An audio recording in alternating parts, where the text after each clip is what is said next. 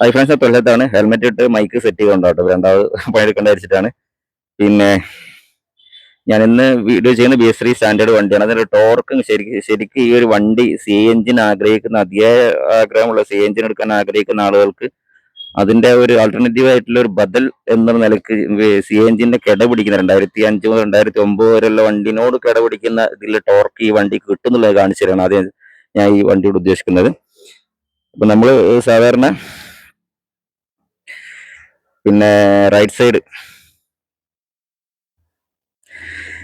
Side gear ആഗ്രഹിക്കുന്ന ആളുകൾക്ക്, അതായത് റൈറ്റ് സൈഡ് ഗിയർ ഷിഫ്റ്റിംഗ് ആഗ്രഹിക്കുന്ന ആൾ CNGയിലേക്ക് പോകാം. അതല്ല ഒരു ബൈക്ക് ഓടിക്കുന്ന ലാഘവത്തോട് ഒരു ബുള്ളറ്റിന്റെ സുഖം ആസ്വദിക്കാൻ ആഗ്രഹിക്കുന്ന ആളുകൾക്ക് പിന്നെ CNGയിലേക്ക് ഇറങ്ങുക. CNG ഞാൻ എപ്പോഴും പറഞ്ഞ BS3 അതിന്റെ ടോർക്ക് കാണിച്ചു തരാണ്. അതിന്റെ മുന്നോട്ട് എനിക്കൊരു കാര്യം പറയുന്നത് എൻ്റെ ഒരു കസ്റ്റമറിന്റെ അടുത്ത് വന്നിരുന്നു.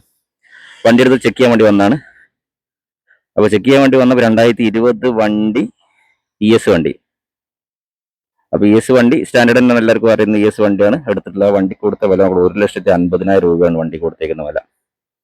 അപ്പൊ എനിക്കൊന്നും പറയാനില്ല. ചെക്കന്മാരാണ് അവർ പറ്റിച്ചതാണെന്ന് എനിക്ക് പറയാനൊന്നും പറ്റില്ല. കാരണം ഡീലർമാര് എന്താ പറയാ, ഈ ഓല് പറ്റിക്കപ്പെട്ടു എന്ന് പറയാം. പറ്റിച്ചതാണോ അല്ലേ എന്നുള്ളത് ഡീലർമാർക്ക് അറിയാം. ഡീലർമാർ വലിയ വിലക്കാണ് വണ്ടി എടുക്കുന്നത്, അതോ കുറഞ്ഞ വിലക്ക് വണ്ടി എടുത്തിട്ട് വലിയ വിലക്ക് വിൽക്കണം ഒന്നും എനിക്കറിയില്ല. ഏതായാലും എടുത്ത വില വളരെയധികം അധികമാണ്. 2 ലക്ഷം രൂപയോളം മാത്രമേ പുതിയ J സീരീസ് വണ്ടിക്ക് വരുന്നുള്ളൂ. അപ്പം ബുള്ളറ്റ് എടുക്കുക എന്നുള്ള ആഗ്രഹത്തോട് കൂടി പോകുന്ന ആളുകളെ ശരിക്ക് ഡീലേഴ്സ് ചൂഷണം ചെയ്യാണ്. അപ്പൊ നിലവിൽ ആ വണ്ടിക്ക് ഉണ്ടായിരുന്ന പ്രശ്നം ഫ്രണ്ട് തട്ടിയ വണ്ടിയാണ്. മാത്രമല്ല ടച്ച് പെയിന്റ് ഒക്കെ എഴുതി അത്യാവശ്യം പോളിഷ് ചെയ്ത് കുളിപ്പിച്ച ആളുകൾ അട്രാക്റ്റീവ് ആയ രീതിയിൽ വണ്ടി വെച്ചിട്ടുണ്ട്. പിന്നെ ഒറിജിനൽ സൈലൻസർ അതിന്റെ മുകളിൽ ബേസിക്സ് വണ്ടിന്റെ സൈലൻസറിന്റെ വില 10,000 രൂപ വില സാധനമാണ് BS-ന്റെ സൈലൻസർ. അതും കൂടെ അല്ല 1,50,000 രൂപക്ക് വണ്ടി കൊടുക്കുന്ന ആളുകൾ കുറച്ചൊക്കെ അണിചേറുള്ള പരിപാടി ചെയ്യട്ടെ. കാരണം 1.10 ആ ലെവലിലൊക്കെ മാർക്കറ്റിൽ ഒരു വണ്ടിക്കാണ് കൊണ്ടുപോയിട്ട് 1.5 ലക്ഷം കൊടുക്കുന്നത്. അപ്പൊ എടുക്കുന്ന ആളുകളാണ് ചിന്തിക്കേണ്ടത് 1.5 ലക്ഷം കൊടുത്ത ആ ഒരു വണ്ടി വേണോ എന്നുള്ളത്. 1.5 ലക്ഷം കൊടുത്ത വണ്ടി വാങ്ങുമ്പോൾ 2 ലക്ഷം രൂപ എടുത്തെങ്കിൽ പുതിയ വണ്ടി കിട്ടുന്നത് ഓർക്കുക. ഈ J സീരീസ് തന്നെ UC വണ്ടി തന്നെ വേണമെന്നുള്ള അതിനേക്കാളും വില കുറഞ്ഞ വണ്ടി BS3 വണ്ടികൾ, നല്ല വണ്ടികൾ BS വണ്ടികൾ കിട്ടുട്ടോ. നമുക്ക് ആദ്യം തന്നെ ഈ ഒരു വണ്ടിയുടെ ടോർക്ക് കാണിച്ചു തരാം. ഓക്കെ, ഈ വണ്ടി കോസ്മാറ്റിക്കലി നോക്കുന്ന ഒരു ആവറേജ് മാത്രമേ ഉള്ളൂ. എങ്കിലും ഈ ഒരു വണ്ടി ഓടിക്കാനുള്ള ഒരു ടോർക്ക്, അതായത് ബുള്ളറ്റ് എന്ന് പറഞ്ഞാൽ ലോന്റെ ടോർക്കിനാണ് പ്രധാനം. പഴയ വണ്ടികളൊക്കെ എടുക്കുന്ന ആളുകൾ അതിന് വേണ്ടി തന്നെയാണ്. ക്രാങ്ക് വെയിറ്റിലെ വണ്ടി എന്നുള്ള ആൾക്കാർ ഇങ്ങനെ പുറകെ പോകുന്നത് ഈ ടോർക്ക് ആസ്വദിക്കാൻ തന്നെയാണ് കേട്ടോ.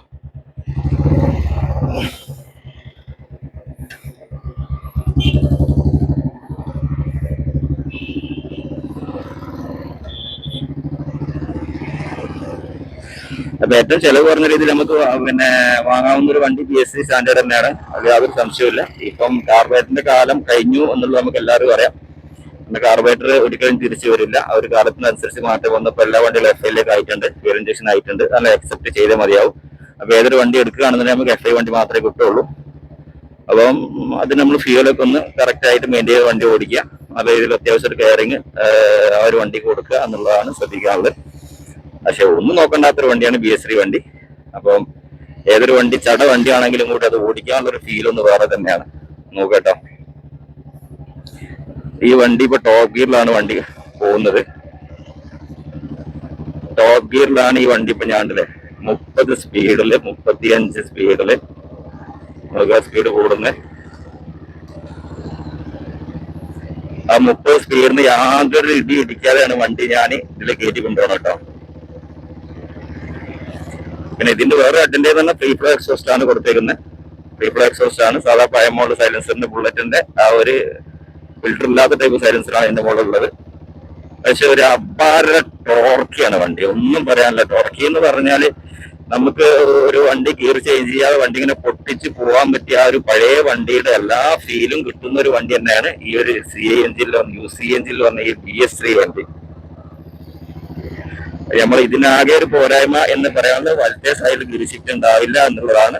ഇടത്തെ സൈഡിലാണ് ഗിയർ ഷിഫ്റ്റ് വരുന്നത്. അപ്പൊ വലത്തെ സൈഡിൽ ഗിയർ ഷിഫ്റ്റ് വേണം, അങ്ങനത്തെ ഒരു ഇത് ആഗ്രഹിക്കുന്ന ആൾക്ക് CNG തന്നെ പറ്റുള്ളൂ.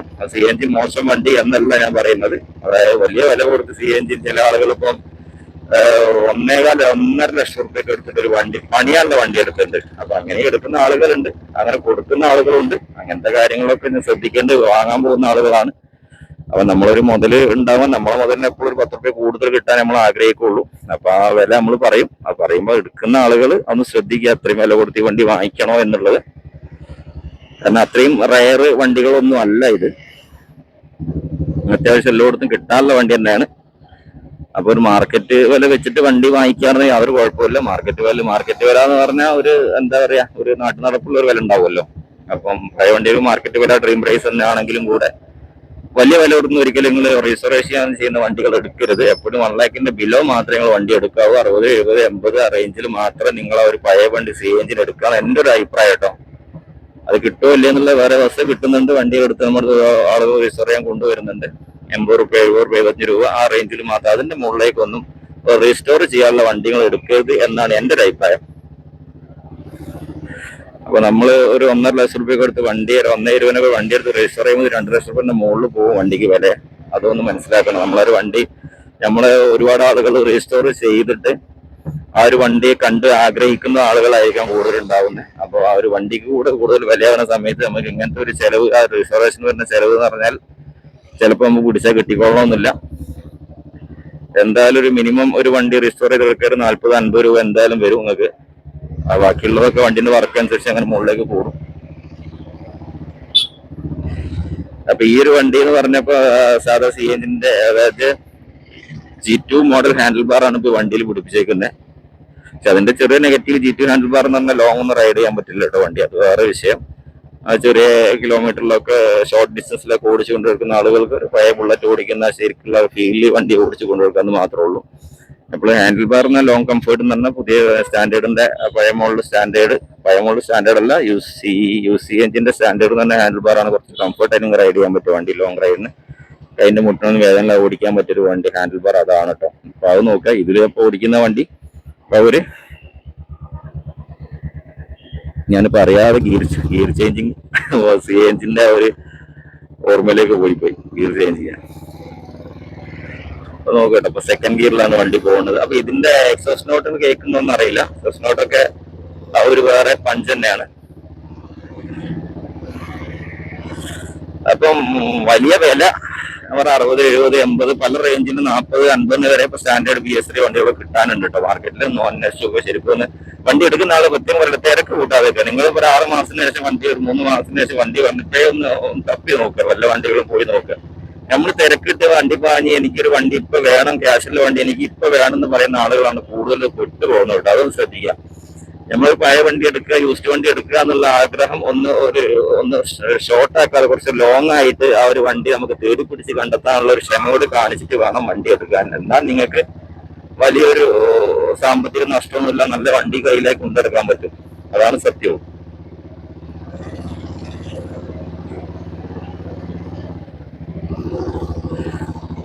ടോപ്പ് ഗിയറിലാണ് ഇപ്പൊ 2 പില്ലൻ റൈഡേഴ്സ് കയറ്റം കയറി പോകുന്ന വണ്ടി ഇടിക്കുന്ന ഒരു ശബ്ദം കേൾക്കുക. പക്ഷെ ഇതൊക്കെ എന്ന് പറഞ്ഞാൽ വേറൊരു മൈനസ് ഉണ്ട്. സീരീസ് UC വണ്ടികൾക്ക് സൈലൻസർ ഇതൊന്നും അലൗഡ് അല്ല. പക്ഷെ ഈ സൈലൻസർ വെച്ച് കഴിഞ്ഞാൽ പഴയ വണ്ടിക്ക് ആ ഒരു കാര്യം മനസ്സിലായി. പഴയ വണ്ടിന്റെ ആ ഒരു സുഖവും ആ രസവും ഒക്കെ എന്ന് പറഞ്ഞാൽ പഴയ സൈലൻസർ തന്നെയാണ്. ആ സൈലൻസർ UC വണ്ടിന് വെച്ച് കഴിഞ്ഞാൽ ആ സെയിം ഫീൽ തന്നെയാണ്. UC സ്റ്റാൻഡേർഡിന്റെ കാര്യം മാത്രമാണ് പറയുന്നത്. ആ സെയിം ഫീൽ തന്നെയാണ് കിട്ടുക കേട്ടോ. സൈലൻസറിന്റെ കാര്യത്തിൽ സൈലൻസറാണ് ഇതിന്റെ മെയിൻ വില്ലൻ. പിന്നെ വേറൊരു കാര്യം ശ്രദ്ധിക്കാനുള്ള CNGന് ഇതുവരെ കമ്പയർ ചെയ്യുമ്പോൾ ഇതിന്റെ ടോർക്കിന്റെ കുറച്ചൊരു അഡ്വാൻറ്റേജ് ആണ് എനിക്ക് പറയാനുള്ള കാരണം. ഇത് 5ാമത്തെ ഗിയറിലാണ് വണ്ടി പോകുന്നത് എന്നുള്ളതാണ്. CNG 4 ഗിയർ മാത്രമേ ഉള്ളൂ. അപ്പൊ അതിന്റെ ബെറ്റർ മൈലേജ് പ്രൊവൈഡ് ചെയ്യുന്നുണ്ട്.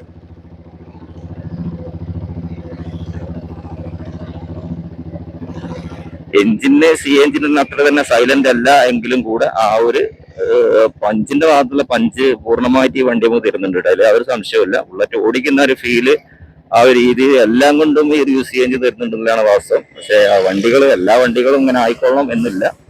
അപ്പൊ നല്ല രീതിയിൽ മെയിൻറ്റെയിൻ ചെയ്ത് കൊണ്ടുവെക്കുന്ന ചടപട ഓടിക്കാതെ ഹൈ സ്പീഡിലൊന്നും ഓടിക്കാത്ത എഞ്ചിനൊക്കെ ആണെന്നുണ്ടെങ്കിൽ ചില വണ്ടികൾ പൾസർ ഓടിക്കുന്ന മാതിരി എപ്പോഴും നമ്മളറിയാലോ. UC എഞ്ചിനിലെ പുതിയ കസ്റ്റമേഴ്സ് ഒക്കെ വന്നിട്ടുള്ളത് ബാക്കിയുള്ള ബൈക്ക് ഓടിക്കുന്ന ആളുകളാണ് UC എഞ്ചിനിലേക്ക് ഫസ്റ്റ് ബുള്ളറ്റിലേക്ക് വന്നിട്ടുള്ളത്.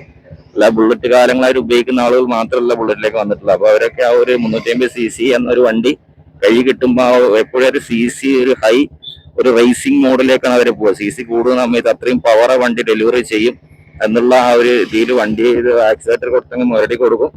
വണ്ടി നല്ല മാക്സിമം സ്പീഡിൽ അങ്ങ് ഓടിക്കും. അങ്ങനെ ഓടിച്ച വണ്ടികളൊന്നും നല്ല സ്മൂത്തും റൈഡ് ക്വാളിറ്റി ഉണ്ടാവുമെന്ന് ഞാൻ ഒരിക്കലും പറയില്ല, ഉണ്ടാവില്ല എന്ന് തന്നെ പറയാം. അപ്പം ഒരു വണ്ടിയുടെ ക്വാളിറ്റിയും വണ്ടിയുടെ റൈഡ് ക്വാളിറ്റിയും ആരാ വണ്ടി ഓടിച്ചു എന്നുള്ളതും കൂടി ഒരു മാനദണ്ഡമാണ്. ആരാണ് വണ്ടി കൊണ്ടുവന്ന് ആ ഒരു വണ്ടി എങ്ങനെയാണ് ഒരു ട്രീറ്റ് ചെയ്തതിന്റെ അടിസ്ഥാനത്തിലാണ് നമുക്ക് ആ വണ്ടി നമ്മൾ സെക്കൻഡ് ഓണർ ആകുമ്പോൾ അല്ലെങ്കിൽ തേർഡ് ഓണർ ഫോർത്ത് ഓണർ എത്ര ഓണർഷിപ്പ് ആവട്ടെ ആ ഒരു വണ്ടി നമുക്ക് എടുക്കുന്ന സമയത്ത് ആ ഒരു ഫീല് ആ ഒരു ഡ്രൈവിംഗിൽ കിട്ടുള്ളൂ. ഓക്കെ, അപ്പൊ നിങ്ങൾ ഫസ്റ്റ് ഓണർ തന്നെ ആയ വണ്ടി നന്നായിക്കൊള്ളണമെന്നില്ല, ഇനി 5 or 6 ഓണർ ആയാലും വണ്ടി മോശമായിക്കൊള്ളണമെന്നില്ല. എപ്പോഴും ബുള്ളറ്റ് അടിക്കുമ്പോൾ എന്നോട് ചോദിക്കുന്ന ചോദ്യമാണ് ഫസ്റ്റ് ഓണർ ആണ്, സെക്കൻഡ് ഓണർ ആണ്, തേർഡ് ഓണർ ആണ്, ഫോർത്ത് ഓണർ ആണ്. അതിലൊന്നും വലിയ കാര്യമൊന്നുമില്ല. ഫിനാൻസ് ചെയ്യുന്ന സമയത്ത് ചില ഫിനാൻസ് ആണ് ഉദ്ദേശിക്കുന്നതെങ്കിൽ ആ ചെറിയ ബുദ്ധിമുട്ടുണ്ടാവുന്നില്ല. റെഡി ക്യാഷ് എടുക്കുന്ന ആളുകൾക്ക് ആ വണ്ടി ക്വാളിറ്റി ഉണ്ടോ, വണ്ടി ഓടിക്കാൻ സുഖമുണ്ടോ, ബുള്ളറ്റ് എടുക്കുന്നെങ്കിൽ അതിനാണ്. അപ്പൊ അതിൽ ഓണർഷിപ്പിന് യാതൊരു പ്രാധാന്യം ഇല്ല എന്നാണ് എൻ്റെ ഒരു അഭിപ്രായം കേട്ടോ. അപ്പൊ ചില ആളുകൾ തന്നെ ഓണർഷിപ്പ് മാറുന്നതിനനുസരിച്ച് ചില ആളുകൾ നല്ലോണം മെയിൻറ്റെയിൻ ചെയ്യും. മാറി മാറി കൊടുക്കുന്ന ആളുകൾ വീണ്ടും വീണ്ടും ഓയിൽ ചേഞ്ച് ചെയ്യും. ഒരാൾക്ക് 30 ഓയിൽ ചേഞ്ച് ചെയ്യും, മറ്റേ വീണ്ടും ഓയിൽ ചേഞ്ച് ചെയ്യും. അപ്പൊ ആ രീതിയിൽ പ്രീവിയസ് ഓണർ എങ്ങനെ മെയിൻറ്റെയിൻ ചെയ്യുന്ന അറിയാത്തോളം ചില ആൾക്കാർ കുറച്ചുകൂടി കെയറിങ് കൂടുതൽ കൊടുക്കും. അപ്പൊ അങ്ങനെയുള്ള വണ്ടികൾ 5, 6, 7, 8 ഓണർഷിപ്പായ വണ്ടികളൊക്കെ നമ്മുടെ അടുത്ത് വരാറുണ്ട് കേട്ടോ.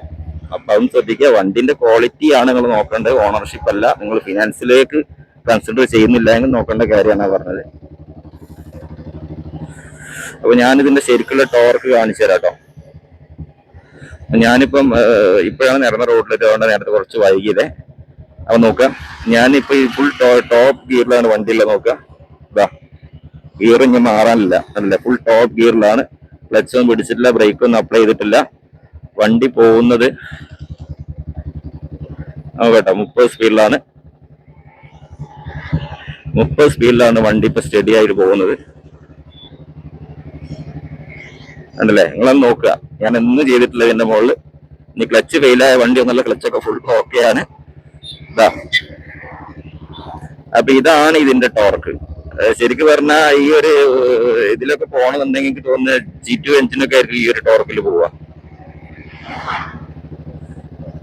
അല്ലേ. 40 ആയിട്ടില്ല, 40ന്റെ അടുത്ത് എത്തുന്നേ അല്ല.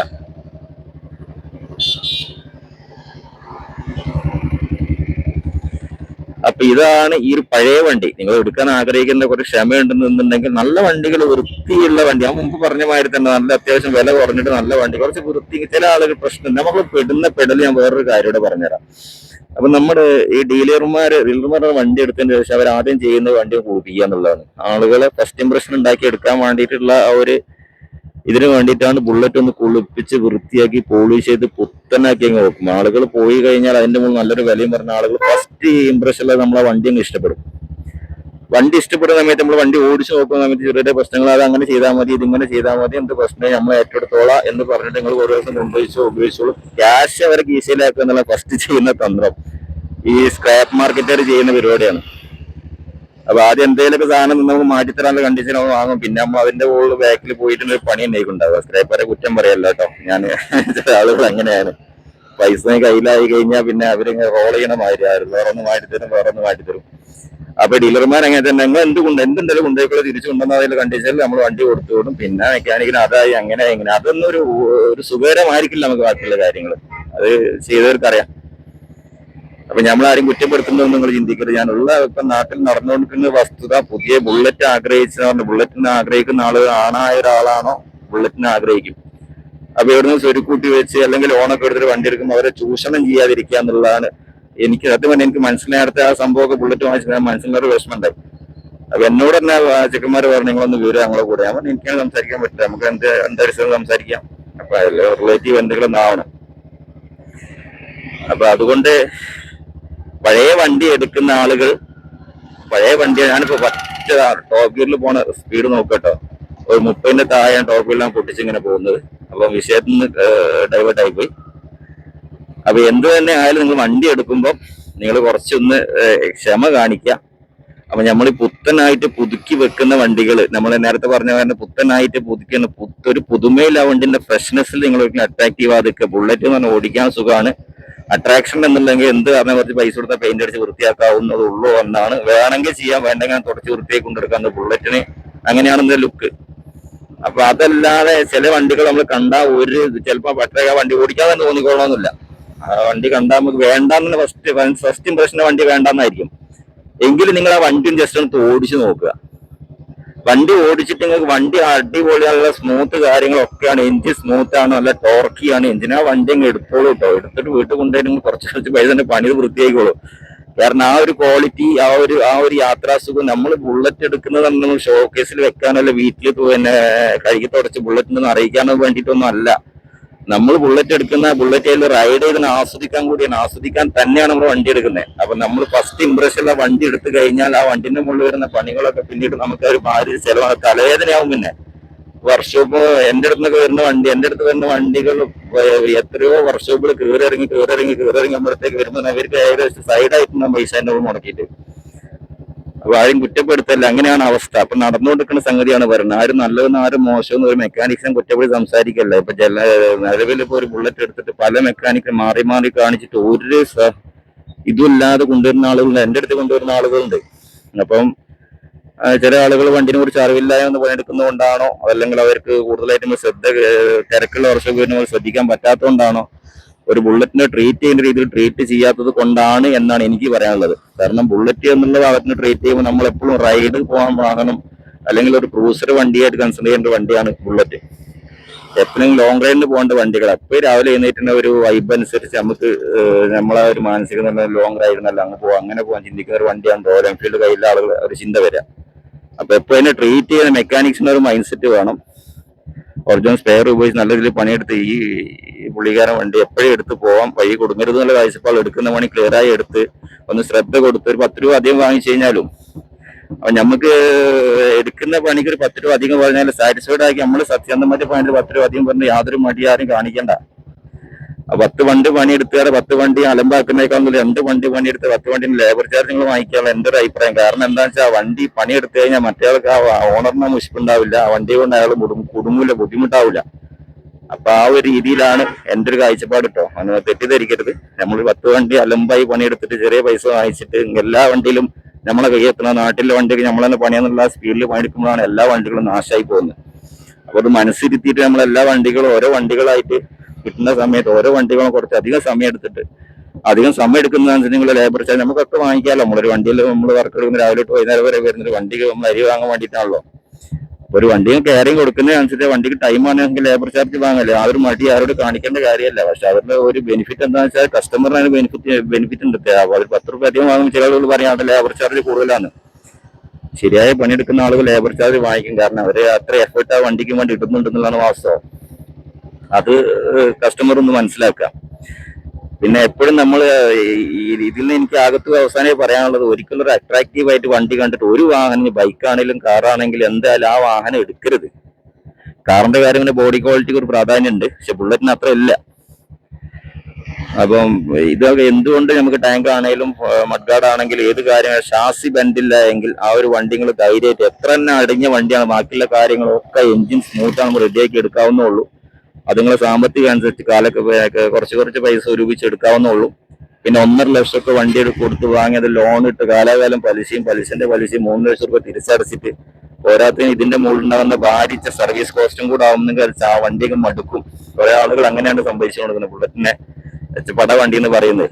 അതുകൊണ്ട് ചെറിയ വിലക്ക് ഒരു BS3 വണ്ടി, നല്ല വണ്ടികളൊക്കെ എടുത്ത് കൈ വെക്കുക, നല്ല ഓടിക്കാൻ സുഖമുള്ള വണ്ടി എടുത്ത് കൈ വെക്കുക. സാവധാനം നിങ്ങൾ പൈസ ആകുന്നതിനനുസരിച്ച് നിങ്ങൾ അടവെടുക്കുന്ന പൈസ 10 മാസം മാറ്റി നിങ്ങൾ വണ്ടി പണിയെടുത്ത് പുത്തനാക്കാൻ കഴിയും. നിങ്ങൾ ആ ബുള്ളറ്റ് എന്ന വാഹനം എന്താണ് നിങ്ങൾക്ക് ആസ്വദിച്ച് അനുഭവിച്ചറിയാനും പറ്റും കേട്ടോ. അപ്പൊ ഇതാണ് എനിക്ക് ഈ ഒരു കാര്യത്തിൽ പറയാനുള്ള. അടുത്തൊരു വീഡിയോ കാണാം. Thanks for watching.